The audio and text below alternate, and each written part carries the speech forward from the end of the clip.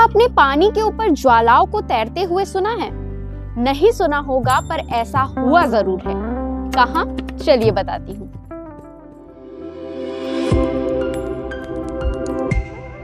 हिमाचल प्रदेश में है ज्वालामुखी मंदिर, और इसका नाम ज्वालामुखी इसलिए है क्योंकि यहाँ निरंतर 9 ज्वालाएं प्रज्वलित रहती है और वो निरंतर जलती रहती है। उसका सोर्स कहाँ से है ये तो किसी को नहीं पता, लेकिन ये एक प्रसिद्ध शक्तिपीठ है जहाँ माता सती का जीव गिरा हुआ था।